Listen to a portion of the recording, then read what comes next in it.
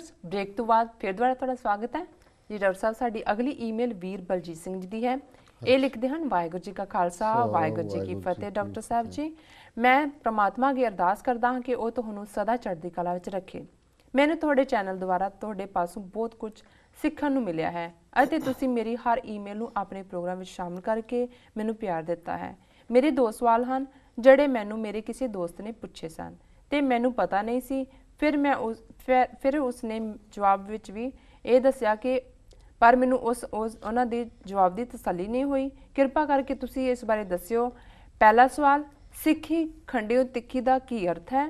ਦੂਸਰਾ ਸਵਾਲ, ਖੰਡਾ ਜੋ ਸਿੱਖੀ ਦਾ ਧਾਰਮਿਕ ਚਿੰਨ੍ਹ ਹੈ ਜਿਸ ਵਿੱਚ 2 ਤਲਵਾਰਾਂ, 1 ਚੱਕਰ ਤੇ 1 ਖੰਡਾ ਹੈ, ਇਹ ਸ਼ਸਤਰ ਕਿਉਂ ਚੁਣੇ ਗਏ ਸਨ ਤੇ ਇਹ ਕੀ ਮੈਸੇਜ ਦਿੰਦੇ ਹਨ? ਧੰਨਵਾਦ ਜੀ ਡਾਕਟਰ ਸਾਹਿਬ। ਸਭ ਤੋਂ ਪਹਿਲਾਂ ਤਾਂ ਵੀਰ ਬਲਜੀਤ ਸਿੰਘ ਜੀ ਦਾ ਬਹੁਤ-ਬਹੁਤ ਧੰਨਵਾਦ। ਉਹਨਾਂ ਨੇ ਬੜੇ ਪਿਆਰ ਵਾਲੇ ਸ਼ਬਦ ਕਹੇ ਨੇ ਜੀ।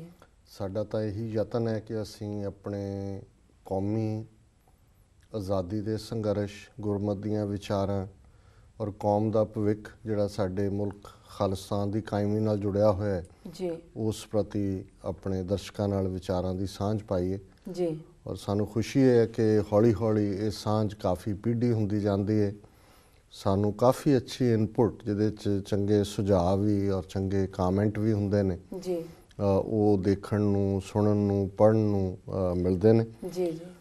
ਉਹਨਾਂ ਨੇ 2 ਸਵਾਲ ਪੁੱਛੇ ਨੇ। ਪਹਿਲਾਂ ਤਾਂ ਉਹਨਾਂ ਨੇ ਕਿਹਾ ਵੀ ਸਿੱਖੀ ਖੰਡਿਓ ਤਿੱਖੀ ਦਾ ਕੀ ਮਤਲਬ ਹੈ। ਉਹਨਾਂ ਨੇ ਕਿਹਾ ਜੀ ਉਹਨਾਂ ਨੇ ਆਪਣੇ ਦੋਸਤ ਤੋਂ ਪੁੱਛਿਆ, ਉਹਨਾਂ ਦੀ ਤਸੱਲੀ ਨਹੀਂ ਹੋਈ ਜੀ। ਦੇਖੋ, ਜ਼ਾਹਰ ਹੈ ਵੀ ਬੇਸ਼ੱਕ ਖੰਡਾ ਅੱਜ ਸਿੱਖੀ ਦਾ ਧਾਰਮਿਕ ਚਿੰਨ੍ਹ ਜਾਂ ਸਾਡੇ ਨਿਸ਼ਾਨ ਸਾਹਿਬ ਦੇ ਵਿੱਚ ਵੀ ਖੰਡੇ ਦੀ ਮੌਜੂਦਗੀ ਹੈ ਜੀ, ਪਰ ਖੰਡਾ ਤਾਂ ਗੁਰੂ ਨਾਨਕ ਸਾਹਿਬ ਤੋਂ ਪਹਿਲਾਂ ਵੀ ਐਗਜ਼ਿਸਟ ਕਰਦਾ ਸੀ, ਹਥਿਆਰ ਹੈ ਜੀ। ਔਰ ਹਥਿਆਰ ਜਿਹੜਾ ਹੈ, ਜਦੋਂ ਕਿਰਪਾਨ ਇੱਕ ਉਹਦੀ ਧਾਰ ਹੁੰਦੀ ਹੈ, ਖੰਡੇ ਦੀਆਂ 2 ਧਾਰਾਂ ਹੁੰਦੀਆਂ ਨੇ ਜੀ, ਔਰ ਫਿਰ ਜਾ ਕੇ ਉੱਪਰ ਉਹ ਮਿਲ ਜਾਂਦਾ ਹੈ। ਇਸ ਲਈ ਅੰਗਰੇਜ਼ੀ 'ਚ ਉਹਨੂੰ ਡਬਲ ਐਜਡ ਸੌਰਡ ਕਹਿੰਦੇ ਨੇ, 2 ਧਾਰਾਂ ਵਾਲੀ ਤਲਵਾਰ।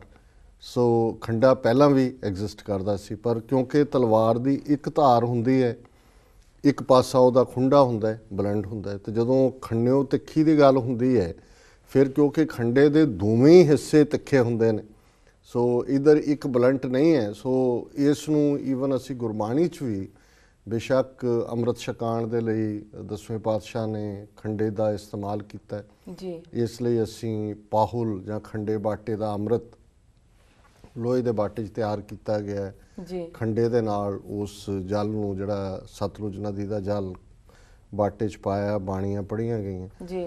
ਲੇਕਿਨ ਉਸ ਤੋਂ ਪਹਿਲਾਂ ਹੀ ਜਦੋਂ ਅਸੀਂ ਸਿੱਖੀ ਜੀਵਨ ਦੀ ਗੱਲ ਕਰਦੇ ਤੇ ਗੁਰੂ ਅਮਰਦਾਸ ਜੀ ਦੀ ਬਾਣੀ 'ਚ ਅਸੀਂ ਇਹ ਪੜ੍ਹਦੇ ਹਾਂ, ਖੰਨਿਓ ਤਿੱਖੀ ਵਾਲੋਂ ਨਿੱਕੀ, ਏਤ ਮਾਰਗ ਜਾਣਾ, ਗੁਰ ਪ੍ਰਸਾਦੀ ਜਿਨੀ ਆਪ ਤਜਿਆ, ਹਰ ਵਾਸਨਾ ਸਮਾਣੀ, ਕਹਿ ਨਾਨਕ ਚਾਲ ਭਗਤਾਂ ਜੁਗੋ ਜੁਗ ਨਿਰਾਲੀ। ਮੈਂ ਸਾਰਾ ਸ਼ਬਦ ਨਹੀਂ ਪੜ੍ਹ ਰਿਹਾ ਸਮੇਂ ਦੀ ਸੀਮਾ ਕਰਕੇ, ਕਿ ਜਦੋਂ ਉਹਨਾਂ ਨੇ ਭਗਤਾਂ ਦੀ ਚਾਲ ਜਾਂ ਰੱਬ ਦੇ ਰਸਤੇ 'ਤੇ ਤੁਰਿਆਂ ਦੀ ਜਿਹੜੀ ਚਾਲ ਜਾਂ ਉਹਨਾਂ ਦਾ ਲਾਈਫ ਸਟਾਈਲ, ਜੀਵਨ ਜਾਚ ਦੀ ਗੱਲ ਕੀਤੀ ਜੀ। ਇਹ ਚਾਲ ਸਿਰਫ ਤੁਰਨ ਨੂੰ ਨਹੀਂ ਕਹਿੰਦੇ, ਇਹ ਜੀਵਨ ਜਾਚ ਹੈ। ਤੇ ਗੁਰੂ ਸਾਹਿਬ ਨੇ ਫਰਮਾਇਆ ਕਿ ਵੀ ਇਹ ਜਿਹੜਾ ਰਸਤਾ ਹੈ ਇਹ ਖੰਨਿਓ ਤਿੱਖੀ, ਕਿ ਜਿਵੇਂ ਖੰਡੇ ਦੀ ਧਾਰ ਜਿਹੜੀ ਹੈ ਇੰਨੀ ਤਿੱਖੀ ਹੁੰਦੀ ਹੈ ਕਿ ਉਹਦੇ ਨਾਲ ਕੋਈ ਵੀ ਚੀਜ਼ ਛੂਹ ਜਾਏ ਉਹ ਕੱਟ ਜਾਂਦੀ ਹੈ ਜੀ। ਇਸੇ ਤਰ੍ਹਾਂ ਇਹ ਜਿਹੜਾ ਜੀਵਨ ਹੈ, ਸਿੱਖ ਦਾ ਜੀਵਨ ਜਿਹੜਾ ਹੈ, ਉਹ ਇੱਕ ਡਿਸਪਲਿਨ, ਇੱਕ ਰਹਿਤ, ਇੱਕ ਰੱਬ ਦੇ ਭੈ, ਉਸ ਦੇ ਭਉ ਤੇ ਭੈ ਦੋਨਾਂ ਦੇ ਵਿੱਚ, ਭਉ ਪਿਆਰ ਹੈ, ਭੈ ਡਰ ਹੈ, ਉਸ ਦੇ ਵਿੱਚ ਬਤੀਤ ਹੋਣ ਵਾਲਾ ਹੈ। ਔਰ ਇਹ ਇਵੇਂ ਹੀ ਹੈ ਜਿਵੇਂ ਕੋਈ ਖੰਡੇ ਦੀ ਧਾਰ ਤੇ ਤੁਰ ਰਿਹਾ। ਹੁਣ ਖੰਡੇ ਦੀ ਧਾਰ ਤੇ ਜਿਹੜਾ ਤੁਰੇਗਾ ਉਹ ਕੱਟਿਆ ਜਾਏਗਾ, ਲੇਕਿਨ ਇਸ ਰਸਤੇ ਤੇ ਤੁਰਨਾ ਇੱਕ ਮੈਟਾਫਰ ਹੈ, ਇੱਕ ਅਲੰਕਾਰ ਹੈ, ਇੱਕ ਮੁਹਾਵਰਾ ਹੈ, ਇੱਕ ਉਦਾਹਰਣ ਹੈ ਕਿ ਜਿਵੇਂ ਖੰਡੇ ਦੀ ਤਿੱਖੀ ਧਾਰ ਹੈ। ਖੰਨਾ ਸ਼ਬਦ ਪੁਰਾਤਨ ਪੰਜਾਬੀ 'ਚ ਜਿਹੜਾ ਹੈ ਉਹ ਖੰਡੇ ਦੀ ਥਾਂ ਖੰਨਾ ਸ਼ਬਦ ਵੀ ਇਸਤੇਮਾਲ ਹੁੰਦਾ ਸੀ। ਇਸ ਲਈ ਇਸ ਅਨੰਦ ਸਾਹਿਬ 'ਚ ਇਹ ਜਦੋਂ ਅਸੀਂ ਪੜ੍ਹਦੇ ਹਾਂ, ਖੰਡਿਓ ਤਿੱਖੀ ਨਹੀਂ, ਖੰਨਿਓ ਤਿੱਖੀ ਜੀ, ਵਾਲੋਂ ਨਿੱਕੀ। ਹੁਣ ਇਸੇ ਤਰ੍ਹਾਂ ਵਾਲ ਹੈ।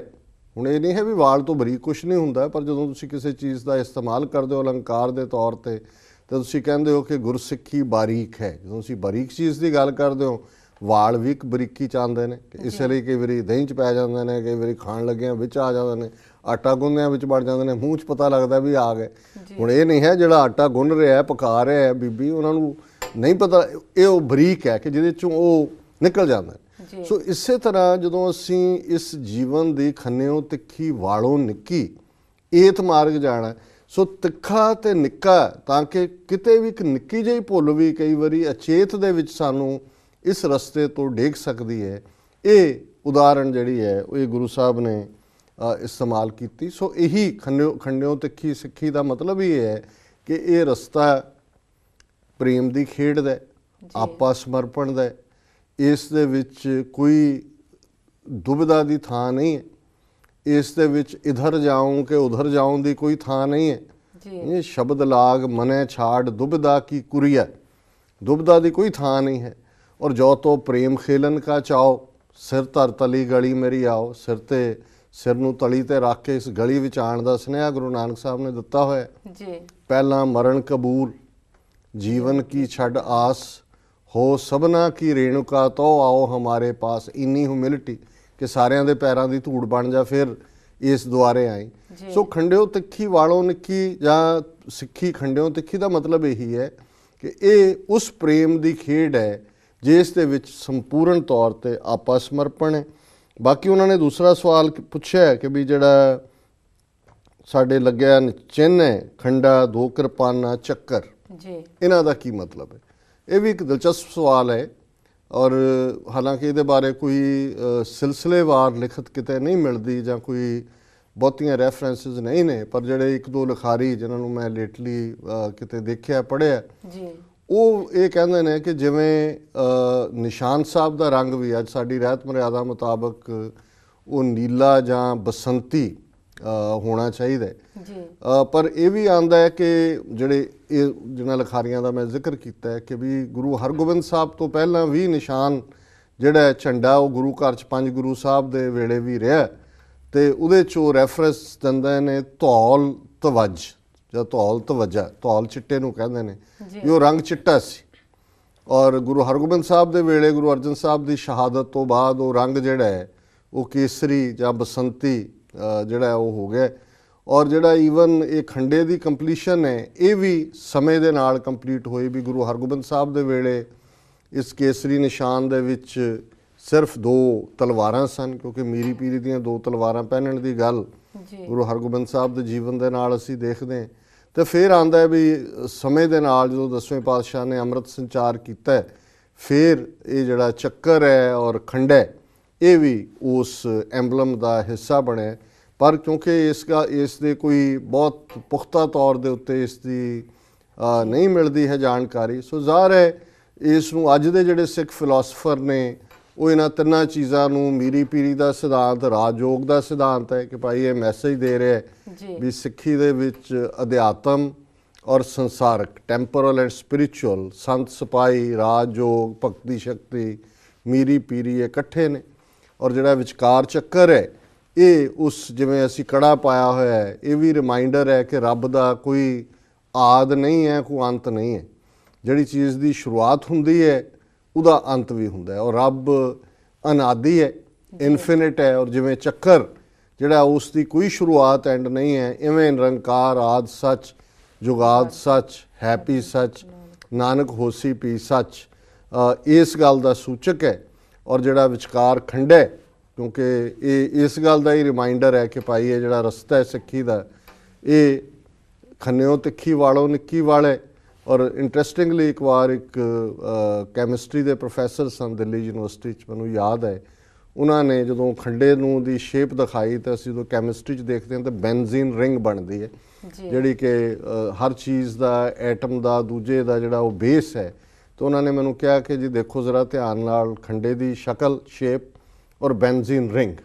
ਔਰ ਉਹਨੇ ਕਿਹਾ ਵੀ ਇਹੀ ਜਦੋਂ ਗੁਰੂ ਸਾਹਿਬ ਪ੍ਰਥਮੇ ਖੰਡਾ ਸਾਜ ਕੇ ਗੱਲ ਕਰਦੇ ਨੇ ਤੇ ਖੰਡਾ ਬਿਗਨਿੰਗ ਹੈ ਔਰ ਬੈਂਜ਼ੀਨ ਰਿੰਗ ਵੀ ਜਿਹੜੀ ਹੈ ਉਸ ਐਟਮ ਦਾ ਜਿਹੜਾ ਸਮੋਲੈਸਟ ਪਾਰਟ ਹੈ ਉਸ ਦਾ ਹਿੱਸਾ ਹੈ। ਸੋ ਇਹ ਕ੍ਰੀਏਸ਼ਨ ਨਾਲ ਜੁੜੀ ਹੋਈ ਗੱਲ ਹੈ। ਸੋ ਅਸੀਂ ਸਮਝਦੇ ਹਾਂ ਵੀ ਇਸ ਦਾ ਕਿਤੇ ਨਾ ਕਿਤੇ ਸਪਿਰਿਚੁਅਲ ਦੁਨੀਆ 'ਚ ਸਰ ਕਪੂਰ ਸਿੰਘ ਹੋਰਾਂ ਨੇ ਆਪਣੀ ਜੀ ਉਹਨਾਂ ਦੀ ਪ੍ਰਸਿੱਧ ਪੁਸਤਕ ਹੈ ਪ੍ਰਾਸ਼ਰ ਪ੍ਰਸ਼ਨ, ਉਹਦੇ 'ਚ ਉਹਨਾਂ ਨੇ ਇੱਕ ਮਿਊਜ਼ੀਅਮ ਦੀ ਪੇਂਟਿੰਗ ਦੀ ਦਿੱਤੀ ਹੋਈ ਹੈ ਪਿਕਚਰ ਮਹਾਤਮਾ ਬੁੱਧ ਦੀ। ਔਰ ਮਹਾਤਮਾ ਬੁੱਧ ਦੇ ਹੱਥ ਦੇ ਵਿੱਚ ਖੰਡਾ ਫੜਿਆ ਹੋਇਆ ਡਬਲ ਐਜ ਸੌਰਡ। ਸੋ ਕਿਉਂਕਿ ਕੁਝ ਧਾਰਮਿਕ ਪਰੰਪਰਾਵਾਂ 'ਚ ਬੁੱਧ ਦੇ ਵਿੱਚ ਵੀ ਜਿਹੜੀ ਖੰਡਾ ਹੈ ਜਾਂ ਤਲਵਾਰ ਹੈ, ਇਸ ਨੂੰ ਕਿਉਂਕਿ ਅਲਟੀਮੇਟਲੀ ਖੰਡਾ ਵੀ ਤਲਵਾਰ ਹੀ ਹੈ, ਉਸ ਦੀਆਂ ਦੋ ਧਾਰਾਵਾਂ ਨੇ, ਉਹਨੂੰ ਵੀ ਡਬਲ ਐਜ ਸੌਰਡ ਹੀ ਕਿਹਾ ਜਾਂਦਾ ਹੈ। ਸੋ ਇਹ ਅਗਿਆਨ ਨੂੰ ਕੱਟਣ ਲਈ ਗਿਆਨ ਦਾ ਪ੍ਰਤੀਕ ਵੀ ਹੈ। ਸੋ ਕਈ ਥਾਂ ਤੇ ਜਦੋਂ ਔਰ ਮੈਂ ਸਮਝਦਾ ਵੀ ਅਗਿਆਨ ਨੂੰ ਕੱਟਣਾ ਗਿਆਨ ਦਾ ਪ੍ਰਤੀਕ ਹੋਣਾ ਹੀ ਹੋਏਗਾ ਜਦੋਂ ਜਿਹੜੇ ਸਿੱਖ ਰਾਜ ਦੇ ਪਹਿਲੇ ਸਿੱਕੇ ਜਿਹੜੇ ਨੇ ਉਹਨਾਂ ਦੇ ਉੱਤੇ ਜਿਹੜੀ ਬਾਬਾ ਬੰਦਾ ਸਿੰਘ ਬਹਾਦਰ ਨੇ 1710 ਦੇ ਵਿੱਚ ਪਹਿਲਾ ਸਿੱਕਾ ਜਾਰੀ ਕੀਤਾ ਸਿੱਖ ਰਾਜ ਦਾ ਜੀ, ਉਸ ਦੇ ਉੱਤੇ ਜਿਹੜੀ ਇਬਾਰਤ ਉਕਰੀ ਹੋਈ ਹੈ ਉਹ ਬੜੀ ਦਿਲਚਸਪ ਹੈ। ਉਸ ਦੇ ਸ਼ਬਦ ਨੇ, ਸਿੱਕਾ ਜ਼ਦ ਬਰ ਹਰ ਦੋ ਆਲਮ, ਤੇਗ ਨਾਨਕ ਵਾਹਬ ਅਸਤ, ਫਤਿਹ ਗੋਬਿੰਦ ਸਿੰਘ ਫਜ਼ਲ ਸ਼ਾਹ, ਫਤਿਹ ਗੋਬਿੰਦ ਸਿੰਘ ਸ਼ਾਹੇ ਸ਼ਾਹਾਂ ਫਜ਼ਲ ਸੱਚਾ ਸਾਹਿਬ ਅਸਤ। ਕਿ ਇਹ ਜਿਹੜਾ ਦੋ ਜਹਾਨਾਂ ਦੇ ਵਿੱਚ ਅਸੀਂ ਲੋਕ ਤੇ ਪਰਲੋਕ ਦੇ ਵਿੱਚ ਸਿੱਕਾ ਚਲਾਇਆ ਹੈ, ਸਿੱਕਾ ਜ਼ਦ ਬਰ ਹਰ ਦੋ ਆਲਮ, ਤੇਗ ਨਾਨਕ ਵਾਹਬ ਅਸਤ, ਕਿ ਉਹਦੇ ਵਿੱਚ ਗੁਰੂ ਨਾਨਕ ਸਾਹਿਬ ਦੀ ਤੇਗ ਹੈ ਜੀ, ਔਰ ਫਤਿਹ ਗੋਬਿੰਦ ਸਿੰਘ ਸ਼ਾਹੇ ਸ਼ਾਹਾਂ ਫਜ਼ਲ ਸੱਚਾ ਸਾਹਿਬ ਅਸਤ, ਕਿ ਜਿਹੜੀ ਸਾਨੂੰ ਵਿਕਟਰੀ ਮਿਲੀ ਹੈ, ਫਤਿਹ ਮਿਲੀ ਹੈ, ਇਹ ਸ਼ਾਹਾਂ ਦੇ ਸ਼ਹਿਨਸ਼ਾਹ ਗੁਰੂ ਗੋਬਿੰਦ ਸਿੰਘ ਸਾਹਿਬ ਦੀ ਬਖਸ਼ਿਸ਼ ਦੇ ਨਾਲ, ਫਜ਼ਲ ਦੇ ਨਾਲ ਮਿਲੀ ਹੈ।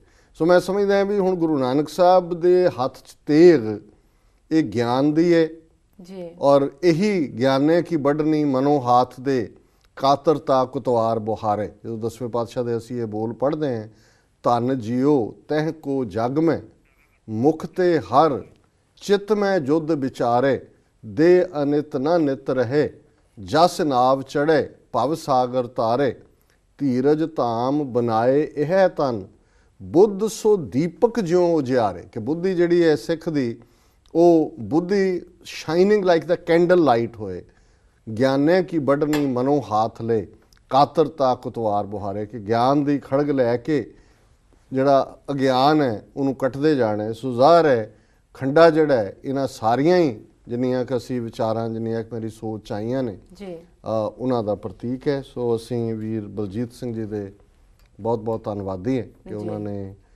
ਮੂਲ ਫਿਲਸੂਫੀਕਲ ਸਵਾਲ ਪੁੱਛੇ ਨੇ, ਔਰ ਅਸੀਂ ਇਸ ਬਾਰੇ ਸਾਡੇ ਕੋਈ ਦਰਸ਼ਕ ਵੀ ਆਪਣੀ ਇਨਪੁਟ ਦੇਣਾ ਚਾਹਣ ਤੇ ਅਸੀਂ ਇਸ ਨੂੰ ਵੈਲਕਮ ਕਰਾਂਗੇ ਜੀ। ਡਾਕਟਰ ਸਾਹਿਬ ਇਸ ਦੇ ਨਾਲ ਲੈਣੇ ਬ੍ਰੇਕ।